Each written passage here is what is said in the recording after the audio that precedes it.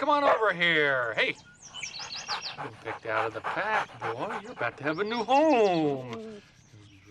Max! Sarah? Hi. Gosh, how are you? Great. I haven't seen you in ages. You look different. So what, you on your way to work too? I am. New World Imports, first day. Wow, Yeah. New World. That's impressive. You've heard of them? Absolutely. Right. So what division are you going to be working in? Customer service. Oh, really? Yeah, I asked for it. I figure it's got to be the best way to find out what people out there really want, you know? Yeah, that makes sense. Yeah. Well, listen, I got to run, but let's have lunch sometime. Yeah. Catch up on old times. I'd like that. See ya. Bye. Meet Max and Max. You wouldn't know it at first glance, but Max and Max have very similar stories. Max was born to purebred parents of the finest stock. The kennel, where he was raised, had an impeccable reputation for preparing puppies to move on to an owner who would then train them to become solid, reliable hunting dogs. Max was born into a hard-working family where there was a strong emphasis on education. Max loved school, did well, and received a scholarship to a university, graduating with honors. So here we have Max and Max, both prepared, full of enthusiasm, and ready to make a contribution. Max couldn't wait to meet his new master. He imagined himself on a crisp autumn morning moving slowly through the tall grass. Suddenly, he locks onto the scent of a game bird. The voice of his master rings out in praise. Good boy, Max. What a dog. Likewise, Max could just see himself, after several fulfilling months on the job, enter his workstation one day to the applause of his fellow workers. There, placed on the keyboard of his computer, is a plaque recognizing him as Customer Service Rep of the Year. Such were the dreams of Max and Max, dreams of service and meaningful contribution. Enter into our story Mr. Harold. Mr. Harold is the manager of the customer service department at New World Imports. He's also the new owner of a hunting dog.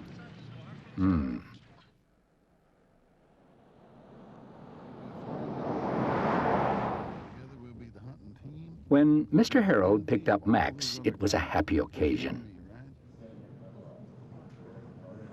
Just stick to what you know, Harold. If you've got all these really great ideas, then put them to work in your own department. Okay? Likewise, when Max arrived at New World on his first day, Mr. Harold greeted him in an atmosphere of great warmth and welcoming. Mr. Harold talked to Max about his new home, about hunting, and about, well, life in general. Max listened. In his office, Mr. Harold told Max about the company's goal to put the customer first. Service. Service, he said, as he showed him a nice custom version of the department mission statement hanging on his wall. And Max listened. Time went by. You ready to work on our basic skills this morning, boy? Max learned quickly. Sit. Stay. Lie down. Front. All these were performed without hesitation. More than anything else, I want you to learn to stay on the lawn. Got that? I didn't buy you to go running and jumping in the water any old time you want. That's for me to decide. Then why did you buy me? He thought. Meanwhile, Max became intimately familiar with the higher meaning of practices and procedures. And they request something that falls outside of the guidelines. What do you say? I say, I'm sorry, ma'am, or sir, but company policy doesn't allow me to do that. What is that referring to in this case, sir? Doesn't matter. It doesn't? Absolutely not. Why did you hire me, he thought. And time went by.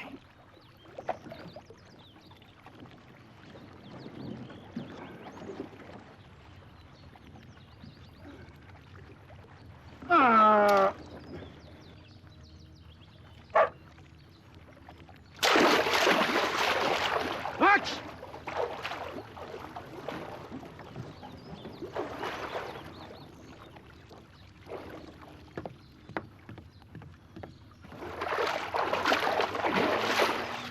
I told you not to leave the lawn. Now, what are you doing down here? Now, you get right back up on that lawn before I take a newspaper to you. Go on, you get up on that lawn. Max was stunned. All he had on his mind was helping Mr. Harold. He had all this breeding, all this built-in know-how to put to use. The hat falling in the water was the perfect opportunity to be of service.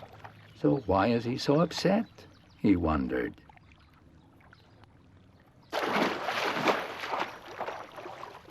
Max! Front! Yes, sir? Sit. Sit? Have a seat. Of course, sir. Thank you, sir. Tell me about DeWalt Travel Associates. Oh, yes. Ann DeWald herself called me to tell me that she hadn't received the luggage shipment. This was the second time, and she was headed to Europe for the big travel show. Couldn't wait for regular shipping, so I overnighted it to her. I know all that part. What I want to know is why did you do it? Why?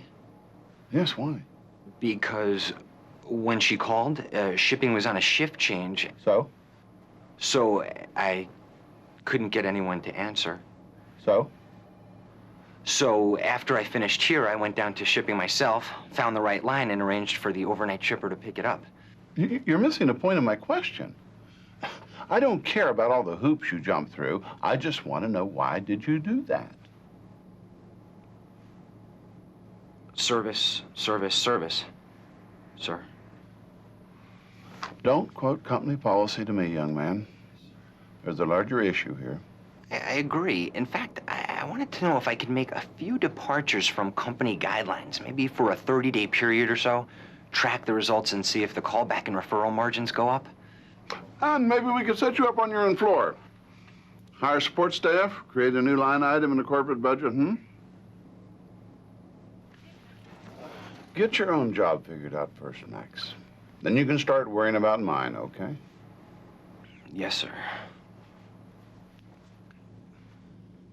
Now, Mr. Harold wasn't really a bad man, you see. In fact, he was really quite average. He just had a certain way of looking at his job, and he wanted those who worked for him, all those who worked for him, to look at their jobs in just the same way. Go get it, boy!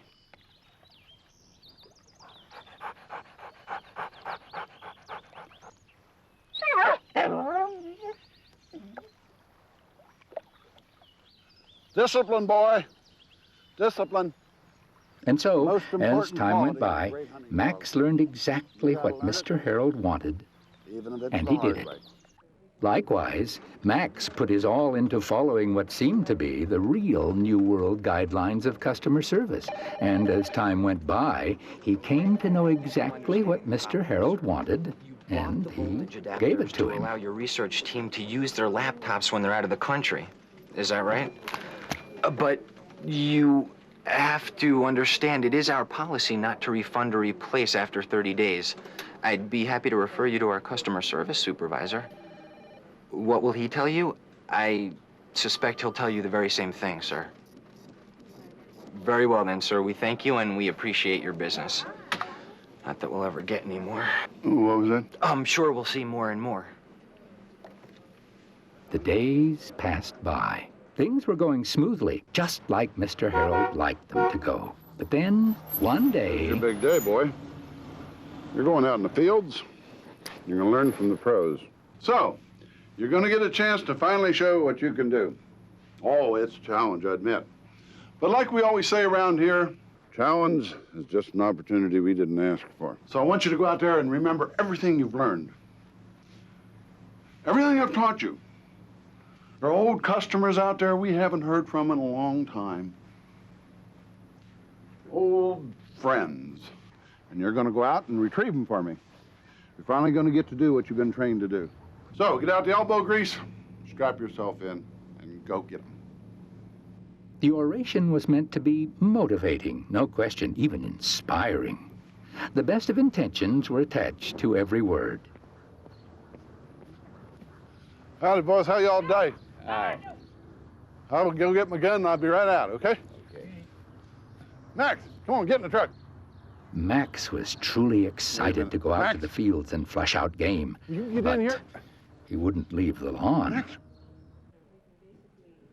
And Max learned quickly that no matter how sincerely he restated company policy to lost customers, they still had the same problems. Mr. Harold's lofty goals were not being achieved.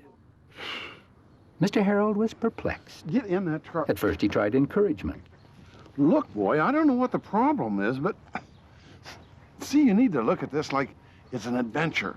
That more than anything else is fun, because with each old customer you talk to on that phone comes an opportunity to make a new friend.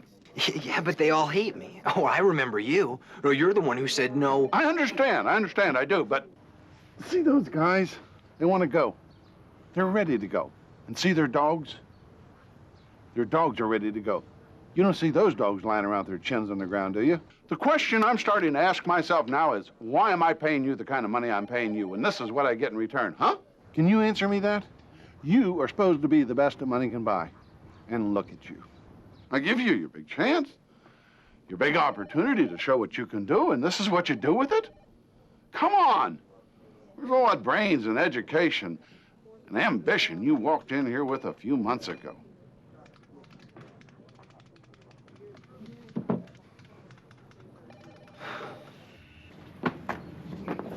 So here we have Max, wondering why Mr. Harold was so angry with him when he finally learned to stay on the grass, no matter what.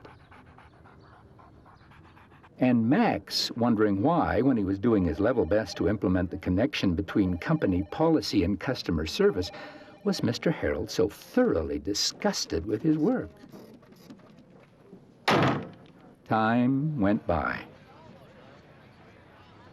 And one day, Mr. Harold's boss decided that what was lacking in his assignment to bring back old customers was teamwork.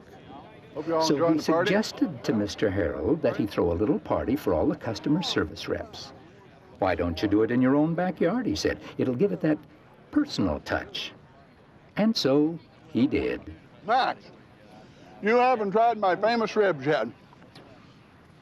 Well, They'll melt in your mouth. Best thing you ever ate.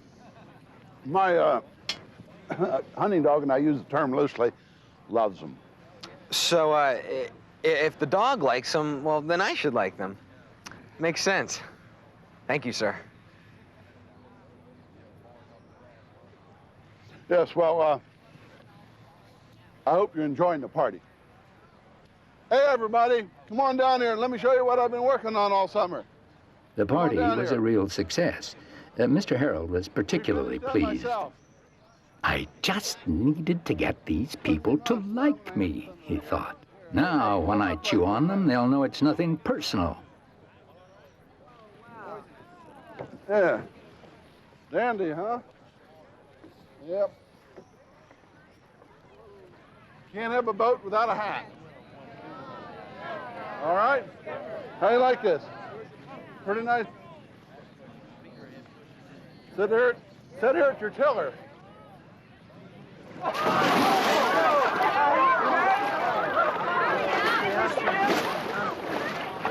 Is it cold? Hey, we need some towels. We need some towels.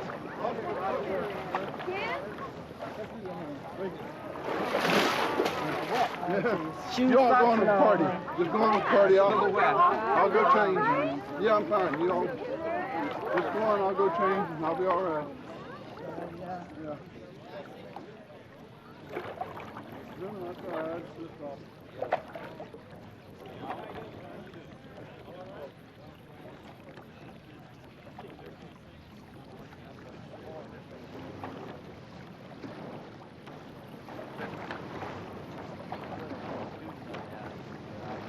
You must know something about that hat that I don't. There was an interesting connection felt by Max and Max on that summer day, though neither of them really knew what it was. But nonetheless, fate was having her way on that day, proving that not all of the best ironies in life are reserved for stories in storybooks, as we might suppose. And time went by.